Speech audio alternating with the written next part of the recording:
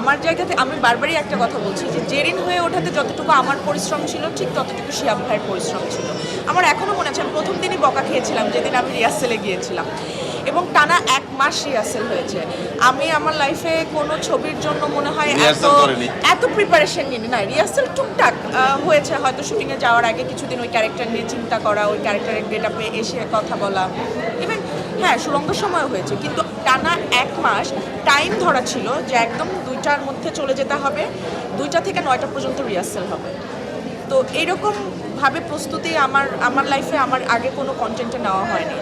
এবং আমি মনে হয় শুটিংয়ে যে আর বকা খাইনি, যা বকা আমি 1 মাসে প্রতিদিন। এবং অনেক জেরিন চরিত্র নিয়ে এমনও কথা হয়েছে, জেরিন কে, জেরিন কীভাবে বেড়ে উঠেছে, জেরিন কিভাবে কথা বলবে, জেরিনের যেগুলো অনেক কিছু তো একটা গল্প যখন বলা হয় অনেক কিছু তো আসলে অনেক ডিটেইলিংয়ে দেখানো হয় না, কারণ এত বড় গল্প আমরা একটা এত বড় একটা জীবনের গল্প দেখাই মাত্র 2.5 ঘন্টায়। আমাদের জীবন তো কত লম্বা, তো মাত্র 2.5 ঘন্টার মধ্যে জীবনের গল্প দেখানো হচ্ছে। তো অনেক কিছু হয়তো দেখা যায় যে আমরা পেছনের অনেক কথা অত দেখাই না। তো সেই পেছনের কথাগুলো বারবার আমাকে রিকল করিয়েছে শিয়াব ভাই, বারবার বলেছে এইভাবে ভাবো, এইভাবে চিন্তা করো, এই প্রশ্নের উত্তর দাও। এবং অনেক সময় এরকম হয়েছে আমি একভাবে ভাবছি, শিয়াব ভাই একভাবে, শিয়াব ভাবছে তুমি এটা কেন ভাবছো আমাকে বলো, বলছি ভাই আমি এই কারণে ভাবছি।